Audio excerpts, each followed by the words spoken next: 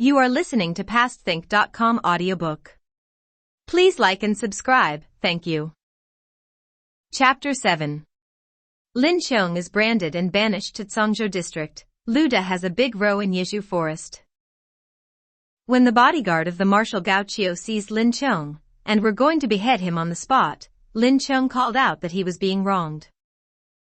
Marshal Gao said, "What business had you to come to this private hall with a sharp sword in your hand? Did you not come to kill me?" Lin Cheung beseechingly said, "If you had not ordered me to come here, how could I have dared to enter? The two junior officers who just went inside the hall brought me here." Marshal Gao said, "Nonsense. What junior officers are there at my headquarters? Why don't you accept my word?" He then told his bodyguard to take the prisoner to the Kaifeng prefectural yamen, and he would instruct the prefect there to examine the case very minutely, and after a clear investigation he could execute the prisoner. 57 He told them to wrap up the sword and seal it. The bodyguard obeyed the orders, and took Lin Cheung under arrest to Kaifeng prefectural yamen, and fortunately upon arriving there they found that the prefect was still sitting in the court hearing cases. Marshal Gao's officers took Lin Cheung into the court, and they knelt down at the steps in front of the bench. The prefect's officer got the particulars of the case, and then reported the matter to Prefect Teng. He then took the sword which was still sealed up, and placed it in front of the prisoner. The prefect said, "Lin Cheung, you are a drill instructor of the Imperial Guard, so how is it that you did not know the rules of the army, and entered the private hall with a sword in your hand? That is a crime to be punished by death." Lin Cheung said, "Most benevolent and wise official, I am falsely accused and seriously wronged. Although I am a stupid army officer, I understand a few of the rules. How dared I enter the private hall? The fact of the matter is that on the 28th day of last month I went with my wife to the Yu Temple to sacrifice, and there we met the adopted son of Marshal Gao Qiu of the Imperial Guard, who attempted to trifle with my wife, and I interfered and separated them. Afterwards Lu Qian cheated me by asking me to go to drink wine with him, while he employed Fu An to deceive my wife, and told her to go to Lu Qian's home where they had arranged to trifle with her. As soon as I heard of this I went there at once and smashed up all the furniture. Thus although they had twice tried to ravish my wife, they had not succeeded, and I have a witness to bear that out. The following day I bought this sword, and today the Marshal of the Imperial Guard sent 2 junior officers to my home to tell me to take the sword to his yamen. So I went with those 2 men to the private hall. They went inside the hall, and I thought that the Marshal was inside there. Those men had contrived this plot to injure me, and I hope that you, the benevolent official, will give me justice." The prefect listened to Lin Cheung's statement, and then gave instructions for a dispatch to be prepared for the Marshal of the Imperial Guard. He gave instructions for the kang and handcuffs to be placed on Lin Cheung, who was to be taken to the prison. Lin Cheung's family supplied him with food and money while he was in prison. Lin Cheung's father-in-law bribed many court officials to try to arrange matters for him. Fortunately in the court was a secretary named Sun Ding, who was a very honest and exceedingly good man, and was always trying to help people in distress. Because of his character everybody called him Sun, the Buddha. He understood the case, and spoke to the prefect several times about it. He said, "I think this case has been brought up simply to injure Lin Cheung, and it would be better for you to show mercy to him." The prefect said, "He has committed a grave offense, and the Marshal of the Imperial Guard has instructed me to question him as to 1. Why he had a sword in his hand, 2. Why he entered the private hall, 3. Why he intended to kill the Marshal. How can I help him?" Sun Ding spoke sarcastically, "This yamen does not receive its authority from the Imperial Court, but evidently from the Marshal of the Imperial Guard." "Nonsense," said the prefect. Sun Ding said, "Does not everybody know that the Marshal Gao Qiu uses his great influence to oppress people? And, moreover, those under him do the same thing? And if a man unintentionally breaks the least fraction of the law, Gao sends him here under arrest. If he wants him killed he is killed, if he wants him hacked to pieces that is done. So does it not appear that this yamen belongs to him?" The prefect said, assuming that what you say is correct, how could this case of Lin Chong be settled in any other way? Sun Ding said, according to Lin Chong's evidence he is quite innocent, but the difficulty is that we cannot arrest the 2 junior officers. Now you had better tell him to admit that he ought not to have unintentionally entered the private hall with his sword in his belt. And having branded him, you can banish him to a distant military outpost. Prefect Ting thought the plan a good one, and decided to go to see Marshal Gao Chio, and repeat to him the evidence of Lin Chong. Marshal Gao was aware of the weakness of his case, and had to agree to the sentence of the prefect. Straightway he returned to the judgment hall, and gave an order for the king to be taken off Lin Chong, and that he was to receive 20 blows on his back. He then told the workmen who branded prisoners to brand Lin Chong on his cheek. He was to be banished to the prison at Songzhou. A kang was at once made weighing 10 pounds with round corners and strips of metal nailed to it, and with a paper pasted on to seal the 2 halves together. A document giving particulars of the case was then handed to 2 constables, who were to escort the prisoner to Songzhou. The 2 men were named Dong Chao and Shui Ba, and as soon as they got the official documents they left the yamen. At the gate of the yamen a large number of neighbors with drill instructor Zhang, Lin Chong's father-in-law, were assembled, and they conducted Lin Chong and the 2 constables to a wine shop near the Zhou Bridge where they all sat down. Lin Chong said, "Fortunately I have been helped by the secretary's son, and although I was beaten with a bamboo yet I can walk without pain." Drill instructor Zhang told the waiters to bring wine and fruit, and treat the 2 constables well.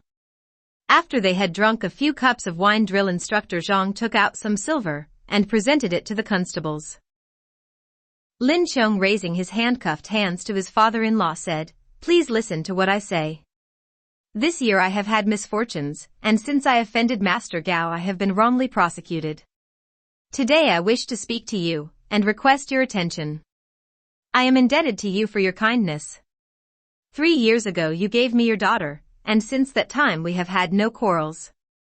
Although she has not had any children, yet we have not had the least bit of dispute about it. But now this calamity has resulted in me being banished to Songzhou, and now even my life is uncertain. My wife remains at home, but I shall always be thinking of her. I am very much afraid that Master Gao will press his suit very strongly. As my wife is quite young I do not want to stand in her way of being happy. It is my own will, not influenced by any outside pressure at all. Now in the presence of all my neighbors I will write a bill of divorcement, so that she may marry another husband as she will, and there will be no dispute. In this way I shall be contented, and she will avoid any injury from Master Gao." Drill instructor Zhang said, "My worthy son-in-law. What are you talking about? You have been unlucky, and have encountered a calamity, which was arranged by your enemy. You are going to Songzhou today to avoid the coming trouble. When heaven have pity on you, and allow you to come back, you will be reunited to your wife. At my home there is plenty of money, and your wife, and her maid Jean Eyre, can both live at my home, and whether they are there for 3 or 5 years I will look after them. So Master Gao shall not get the opportunity to see your wife. I will be responsible for this, and you need not worry about it. While you are in the prison at Songzhou I will write you letters, and send you clothes frequently. You can go with a contented mind, and must not be anxious." Lin Chong replied, "I am extremely grateful for your kindness. But I cannot rid myself of concern about my wife in the present state, and any delay would only be a sorrow to each of us. I hope you will accept my wishes, and then I shall die with a peaceful mind." Drill instructor Zhang was unwilling to agree to do this. All the neighbors who were there also said that it could not be done.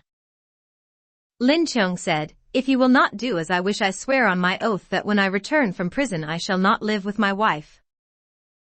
Drill instructor Zhang said, "As it is that way then even if you write down such a wish I shall certainly not take your wife, and marry her to another man."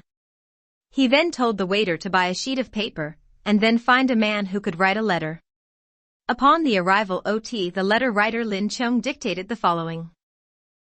"I, drill instructor Lin Chong of the Imperial Guards of Eastern Capital, am banished to Songzhou because I have committed a serious crime, and as it is uncertain whether I shall die there or not I write this letter to express my willingness to give my young wife, family name Zhang, full liberty to marry a second husband, so that there shall be no dispute about it afterwards.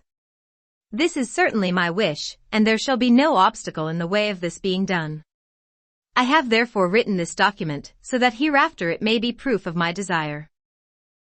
Lin Chong saw that the date had been inserted, and then affixed his seal, and impressed his fingerprint on the document.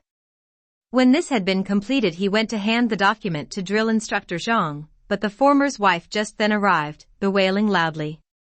With her was the maidservant Jean Eyre, who was carrying a bundle of clothes. Lin Chong rose to receive her, and said, "Wife, I have something to tell you which I have already imparted to your father. I have had to submit to a serious injustice. I have to go to Tsangzhou, and whether I shall survive is uncertain. I am very much afraid that this will spoil the days of your youth, and therefore I have signed this document expressing my fervent hope that you will not wait for my return, but if there is a suitable man you will marry him, and not allow me to stand in the way of such a virtuous wife." His wife wept upon hearing this and said, "Husband, I have not the slightest stain on my character, so why do you dismiss me in this way?" "Wife, I have the best of intentions, but I am afraid that they cannot be realized, and I do not want to deceive you." Drill instructor Zhang said, "My daughter, be contented. Although my son-in-law wants to arrange your affairs in this way, I will promise you that I shall not press you to remarry. If we do this business in the way suggested, he will depart with a contented mind, and if he does not return, then I will provide for you at my home for the remainder of your life so that you can maintain your chastity." His daughter listened to this and continued to sob, but when she saw the sealed document she fell down in a faint. Lin Chong and Zhang raised her up, and after a long time she regained consciousness, but still continued to weep. Lin Chong took the document and handed it to Zhang. The wives of the neighbors had now arrived, and they gave advice to Lin Chong's wife, and supported her back to her home. Drill instructor Zhang bade farewell to Lin Chong, saying, "Now be carefree and proceed on your journey, and try to come back as soon as possible. Tomorrow I will take your wife to my home, and provide for her, and she can wait there until you are reunited. You go now, and do not worry about her. And if there is anybody coming here, never fail to send a letter by that person." Lin Chong rose and expressed his thanks. He then saluted Zhang and all the neighbors, shouldered his bundle, and departed in the company of the two constables. Inspector Zhang and the neighbors went back to their homes, and we will not say anything more about them. The two constables took Lin Chong to the jail, and there left him for the night. They then went to their homes to get their baggage. While one of them, named Dong Chao, was packing up his bundle, a waiter from a wine shop in the same alley came, and said to him, "There is an official in our wine shop who wishes to speak to you." Dong Chao asked who he was, and the waiter replied that he did not know him. The man, he said, had simply asked him to invite him. Dong Chao went with the waiter to the inn, and there he saw a man sitting in a small room with the character Wan on his turban, wearing a short black crepe coat, and a pair of black shoes with white socks. When he saw Dong Chao, he immediately saluted with folded hands, and asked the constable to be seated. Dong Chao said, "I have never had the pleasure of knowing you, and do not know what business you have for me." "Sit down, and you will soon know about that." Dong Chao sat down opposite the official, and the waiter laid upon the table cups and wine, vegetables and fruits. The official asked, "Where does Shueba, the other constable, live?" Dong Chao said, "He lives in the alley over there." The official then told the waiter to go and bring Shueba. The waiter went off, and very soon Shueba arrived. Dong Chao said, "This official has something to say to us." Shueba said, "I dare not ask for his name." The official said, "You will soon find that out. Please drink some wine."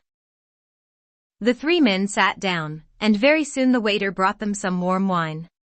After they had drunk a few cups of wine, the official took 10 taels of silver out of his sleeve, and placed them on the table. He said, "I have a little troublesome business for you two men to do, and you can have 5 taels each." The men said, "We have not seen you before, so why do you offer us money?" "Are you not going to Tsangzhou?" asked the official. Dong Chao said, We have received an order from the Yamen to escort a prisoner, Lin Chong, to Tsangzhou. That being the case, I shall have to trouble you. I am Lu Qian, the confidential steward in the family of Marshal Gao Qiu of the Imperial Guard. Dong Chao and Shueba made many salutations and said, we should not be sitting at the same table with you. Lu Qian said, are you two men aware that Lin Chong has offended the Marshal of the Imperial Guard? You must now observe the order of the Marshal. He told me to give you these 10 taels of silver, and say that you are not to take Lin Chong very far away. When you reach some quiet deserted spot you must kill Lin Chong, and then get an official near there to give you a report about his death. If any questions are raised when you get to Kaifeng you will be free from blame as the Marshal will deal with the matter himself. Dong Chao said, I am afraid that we cannot do that. Our order from the prefect of Kaifeng says that we must escort the prisoner, and says nothing about killing him. Moreover, I am not very old, so how can we do such a vile thing? We are also afraid that we should be blamed if anybody got to know of the affair. Shueba said, Old Dong, you just listen to me.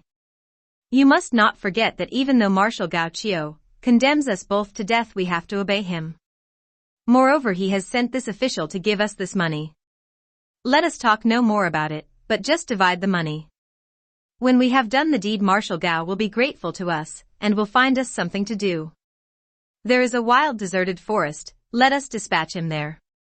Shueba took his part of the silver, and then said, we shall do this after we have traveled not less than 50 li, or not more than 100 li. Lu Qian was much pleased at this and said, that will be very well. Don't forget that after you have murdered Lin Chong you must tear off the skin of his face, bearing the brand mark, and bring it back as an evidence that you have killed him. He also promised to give them an extra 10 taels of silver when they returned. He would wait anxiously for their report, and he also urged them to get the matter done without delay. During the Song dynasty it was the practice to brand criminals on their faces when they were sentenced to banishment. But as the branding was disgustful to the people, it was called fixing golden seals. The 3 men finished their wine, and then separated. Lu Qian paid for the wine. Dong Chao and Shueba divided the bribe between them, and took the money to their homes. There each man made up a bundle of necessary things for his journey, and carried this on a stick over his shoulder. They got Lin Chong out of the jail, and escorted him out of the city. That day they traveled about 10 li before they stopped for the night. During the Song dynasty it was a rule that all inns were to give shelter to an escort in charge of criminals without charging for the room, but would receive payment for food or wine taken. The next day the 3 men rose early, and after breakfast they started out again on the road to Tsangzhou. It was the 6th lunar month, and the weather was very hot. Previously Lin Chong had felt no pain from the blows he had got at Kaifeng, but under the heat of the day he now felt pains, and limped along slowly. Shueba said, you do not seem to realize that we have to go about 700 li to Tsangzhou, and that it will take a very long time to get there if you walk like this. Lin Chong said, while I was at Kaifeng I did not feel uncomfortable, but, owing to the hot weather I now feel pains resulting from being beaten with the bamboo the day before yesterday. I beg you to walk a little slower. Dong Chao said, you can walk slower, and take no notice of what we say. Shueba resented this kind of talk, and muttered to himself as he walked along. We too are unlucky as we meet such a demon as this prisoner. It was getting late in the evening when they got to an inn. When they got inside they all 3 took off their bundles. Lin Chong did not wait for the 2 constables to speak, but taking some silver out of his bundle he gave it to waiter, and told him to bring some meat, rice, and wine for dinner. He then asked the 2 constables to dine with him. The 2 constables purchased some more wine, and they gave Lin Chong so much that he became drunk, and lay down on the floor with the kang still round his neck. Shueba then went and boiled some water, and when it was extremely hot he poured it into a tub. He then roused Lin Chong, and said to him, just wash your feet, and afterwards you will sleep better. Lin Chong struggled to get up, but the king prevented him from doing this. I will wash your feet for you, said Shueba. Lin Chong would not agree to this, but Shueba insisted that as they were traveling together they need not be too particular. Lin Chong did not suspect anything, and therefore put forward his feet, which Shueba seized and thrust them into the boiling water. Lin Chong yelled with the pain, and quickly withdrew his feet, but they had already been scalded and covered with red blisters. He said that it was awfully painful. Shueba said, "Before this I have seen prisoners waiting upon us, but now we have apparently to wait upon a prisoner. We had the best of intentions in telling you to wash your feet, but you are so fastidious, and would complain that the water was too cold if it was only a little cold, and too hot if only a little hot. So we get no thanks for our labor." Shueba continued muttering about this for a long time, and as Lin Chong dared not reply to his remarks he lay down on one side and tried to sleep. The two constables threw the boiling water away, and getting fresh water washed their own feet, and then went to bed. Early the next morning, long before any of the people of the inn were out of bed, Shueba got up, and after washing himself he lit the fire, and cooked some rice. But Lin Chong could neither get up, nor eat his breakfast. Shueba seized his stick, and told Lin Chong to get up.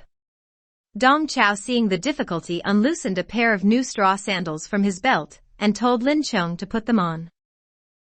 But Lin Chong, seeing the huge blisters on his feet, would have preferred to wear his old shoes as being more comfortable, but as he could not find them he put on the new straw sandals.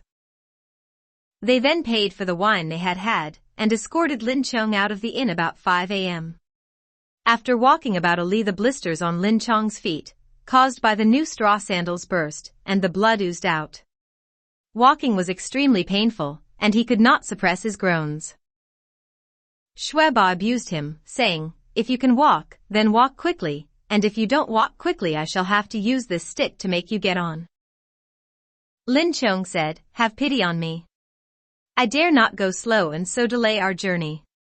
But the fact is that my feet are very painful, and I cannot walk quickly." Dong Chao said, "I will support you a little, and that will make it easier for you to walk." He assisted him in this way for about 2 li. They then saw in the distance the gloomy, dense forest, called Yizhu Forest. On the road between the eastern capital and Songzhou, this was well known as the most dangerous place. In the Song dynasty it often occurred that when somebody owed a grudge to a person the latter was accused and banished, and then the escort was bribed so as to put him to death when passing through this forest. It is unknown how many innocent people were killed in this way. On this day when the escort with Lin Chong entered the forest, Dong Chao said, "We have been traveling for 2 hours, but have not covered 3 li. If we keep on like this, how can we get to Songzhou?" Shueba said, "Well, I cannot walk any further, and must have a rest in this forest." The 3 men then left the road, and went into the forest where they threw down their bundles. Lin Chong cried out with the pain and fell down. Dong Chao said to Shueba, "I am quite tired, so we must rest a while here, and have a sleep before going on." They then put down their sticks, and lay down at the foot of a tree. After closing their eyes for a short time they got up, and shouted at Lin Chong.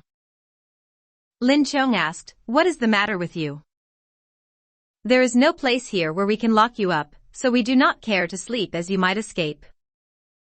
Lin Chong replied, "I am a brave man. As I have already been condemned I will never run away." Shueba said, "We do not believe that. In order to feel safe we must tie you up." "If you want to tie me up, of course I must agree." Shueba thereupon took a rope, and tied Lin Chong to a tree, both hands, feet, and also the kang. As soon as he had done this he turned round, picked up his stick, and looking at Lin Chong said, "We do not wish to kill you, but the fact is that the day before yesterday Lu Qian told us that Marshal Gao Qiu of the Imperial Guard had given an order that we must kill you at this place. We must also quickly bring to him your brand mark as proof that we have done the deed. So it does not matter how many days we should travel, you would eventually be killed. So today we have come here to finish the matter, and to get back as soon as possible. You must not bear resentment against us too, as we are only obeying orders. If you think the matter over you will see that it is not our arrangement. A year from today will be the anniversary of your death. We have decided upon today for the deed, and we must return at once to report the matter." Upon hearing this, Lin Chong burst into tears and said, "Gentlemen, I have had no grudge against you. So if you too will save my life on this occasion, I shall never forget your gracious action." "We cannot do that, and it is a waste of time to talk about it." So saying, the two men took their sticks to hit Lin Chong on the head. How pitiful to see a hero bound up and killed in this way.